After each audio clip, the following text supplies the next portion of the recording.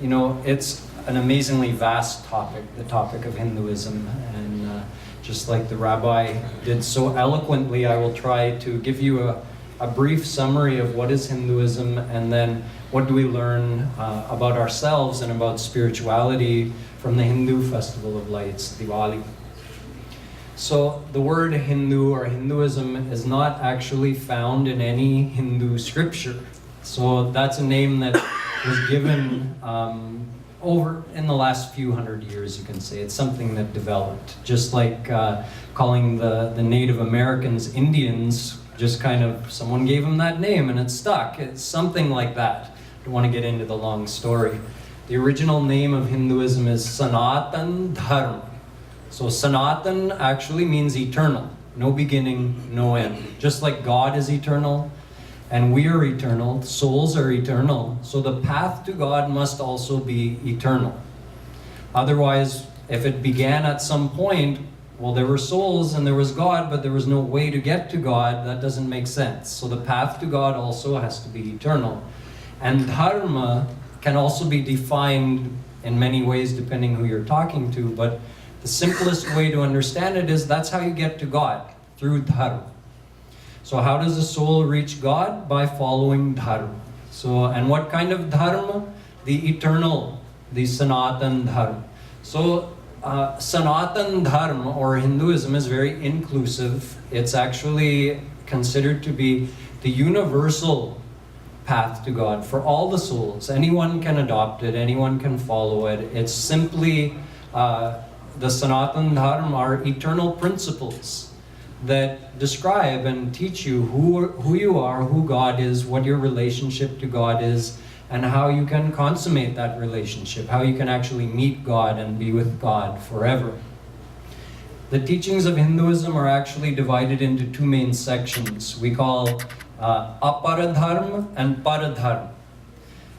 Aparadharma is all the rules and regulations, like the rabbi was describing, how to live in the world, how to be a good person, what kind of rules govern how we interact with each other, what are our duties towards our family, towards our country. All of these things are described in great detail in scriptures like our Vedas, in our Smritis, in Mahabharata. These are all Hindu scriptures. So this is part of life, but it's not everything. Because even if everybody followed all the rules, everybody was a good person, there was peace on earth, and everybody had enough to eat and a roof over their head and good education and medicine, even if you gave everything like that to every single person on this earth planet, there's still something missing. It's our relationship with God. We want to feel not just close to God, we want to experience God. We want to be with Him. So how to make that happen? That's called paradharma. So one part of the dharma is how to be a good person, and the other part is how to meet God. There's a path described. Hinduism also is monotheistic. Hinduism believes that God is one, and in fact, all the people on the whole earth planet, no matter what religion they belong to, if someone is worshiping God, no matter what they call God, no matter what ritual they use to worship Him, they're all worshiping the same God, because there can't be more than one God. It's scientifically impossible. It's irrational. God is absolute. So if there's an absolute power, there cannot be two absolute powers. Because if there were two, one would limit the other. So there's one absolute supreme power. That absolute supreme power, in English we call God. In Sanskrit we call Bhagwan or Brahm or Paramatma. These are general terms. We also have personal names for God in Hinduism. Krishna, Ram, Vishnu, Shiva, Durga. There are many, many more. But God is only one. And in Hinduism, we also have a personal way to relate to God, because we believe that God is unlimited. So it means God is everywhere, all the time. He's always with us. God can be formless, and God can also have a personal form, because God is unlimited. If we say God cannot have a personal form, we're limiting God. We're saying, that doesn't make sense to my intellect, so God, I don't allow you to have a personal form. My intellect cannot reach God with my limited material intellect. I cannot describe God or understand God, but we know this much, that God is unlimited in every way, and God has unlimited powers, and therefore God can be formless and is eternally formless and simultaneously has a form. So those forms are also described in Hinduism, but don't let that lead you to believe that Hindus believe in more than one God. We worship one God who is unlimited in his powers and forms, or her powers and forms. So the festival of Diwali is one of many, many festivals throughout the year on the Hindu calendar, which is also lunar.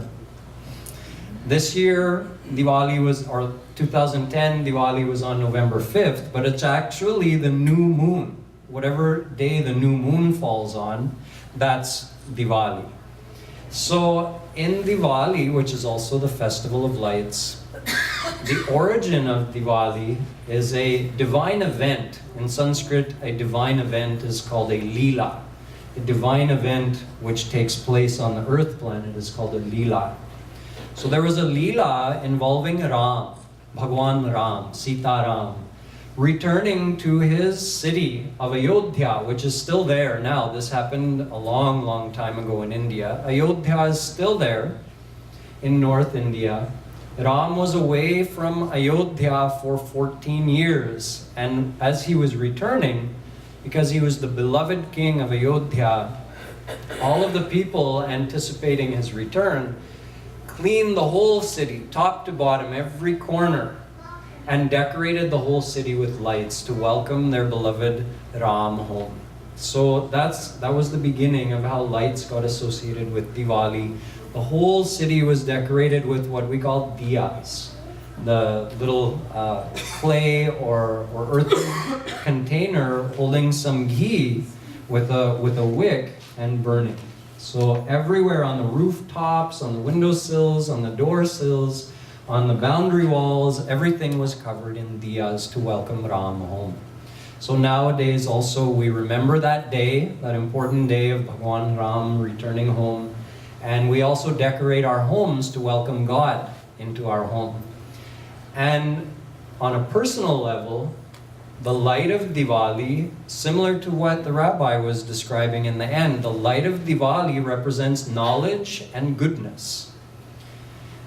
Our Sanskrit scriptures teach that we are not only the physical body, we also have a mind, not the brain. The brain is part of your body. The mind is a subtle thing which functions through your brain, you can say. Just like you have a sense of sight that functions through your physical eyeballs, you have a subtle mind that functions using the organ of your brain. So you have a physical body, you have a mind, and you have your divine soul. So the soul is divine, just like God. And the body and the mind are actually material and limited. But you are made up of all three. So the soul is perfect, eternally perfect. But the mind is not perfect. The mind, like all other things in this world, is a combination of good and bad. The energy that makes up this world in Sanskrit is called Maya. And Maya is inherently a combination of the positive and negative. So nowhere in the world can you find only good, and nowhere in the world can you find only bad. In fact, Hinduism teaches that there is no absolute good in the world. Although God is absolute, the world itself has no absolute goodness or absolute badness. There's no absolute evil or absolute good. There are different gradients of the two, like 99% good and 1% bad, 50-50, 99% bad, 1% good. So in our mind, we also have this gradient. There are no good or bad souls, but in our mind, because the potential for good and bad is inherent in the human mind. God didn't make us good or bad. Just the energy itself of our mind is inherently a combination of good and bad. So, which one do we develop? Which one do we cultivate? And cultivating or fostering goodness or badness is very easy. Depends on our thinking. Good thoughts create good sanskars, good impressions in our mind that cultivates the goodness, the good qualities, sattva, we say. And wrong thinking does the exact opposite. So how does a good person become bad? Through wrong thinking, through wrong speaking, through wrong actions, but it all starts with thinking. How does a bad person become good? Through good thinking, good speaking, good actions. So nothing is set in stone. A bad person does not have to remain bad, and a good person doesn't necessarily remain good. Our mind is always changing. In fact, every moment we're thinking something. Nahi kaschit charnamapi jatu tishthatya karma krit. Half a shlok from one of our most famous scriptures, the Gita, the Bhagavad Gita, in which Bhagavan Shri Krishna says, the human mind does not remain still or inactive even for a fraction of a second. And everything we think is either good or bad, or you can say neutral. Good means, how can I help this person? What good can I do? Bad means, I'd like to see this person suffer. Sometimes we get happiness from seeing our enemy suffer. That's a bad kind of thought. In between would be, you know what, I just want to enjoy this for myself. I'm not looking to harm anyone, I'm not looking to help anyone, I just want to enjoy it for me. That's in between.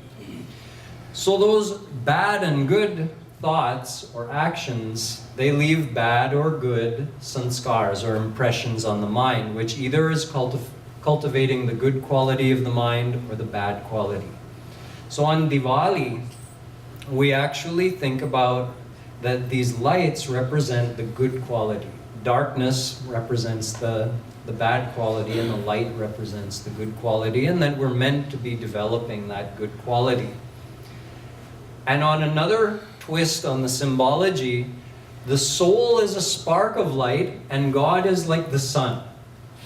Both are eternal. God is eternal, but He gives life to all the individual souls.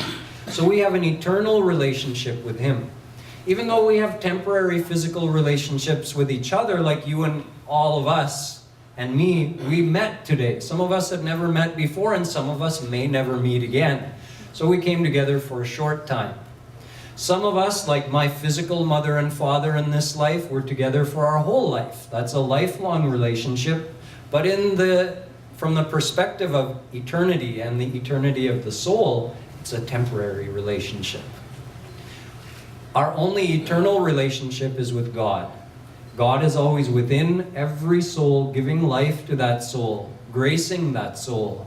So Diwali is also about remembering that God is our eternal divine mother, divine father, divine friend, who's always with us, and that God is absolute good, who's beyond the relative good and bad of this world, and that any soul can reach God simply through faithfully surrendering to God.